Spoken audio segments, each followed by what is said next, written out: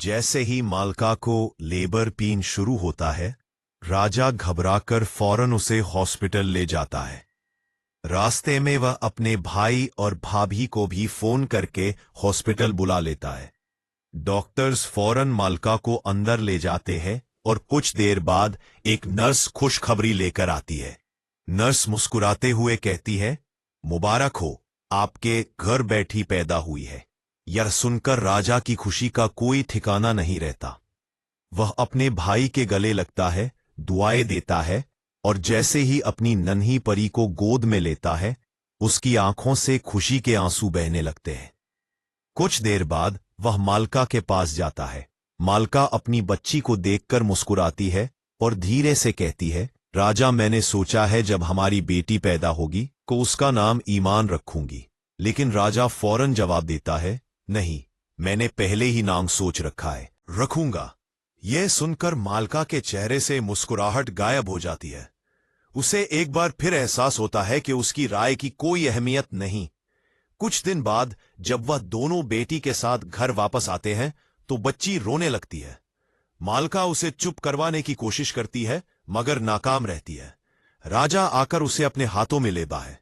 बच्ची फौरन चुप हो जाती है। इसी बात पर दोनों के दरमियान बहस शुरू हो जाती है। राजा गुस्से में कहता है, तुम फिर से अपनी खुद तरसी पर उतर आई हो। अब क्या चाहती हो, अली हदा होना?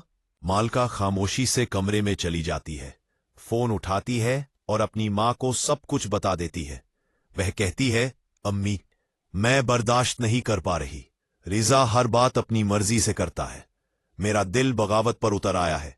मां नरमी से समझाती है, बेटा, शौहर का रवैया बर्दाश्त करना ही शादी का असल इम्तिहान है।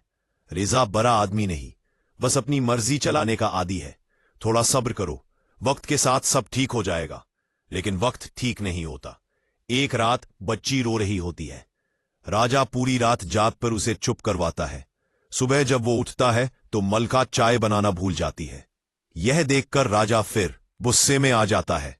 एक तो बंदा सारी 24 मिनट गुजारे और सुबह चाय मिले। तुम्हें एहसास भी है मुझे दफ्तर जाना है। कमरे में एक बार फिर खामोशी छा जाती है। मलका सिर्फ इतना कहती है, राजा, तुम्हें शायद एहसास ही नहीं कि मैं भी थक जाती हूं।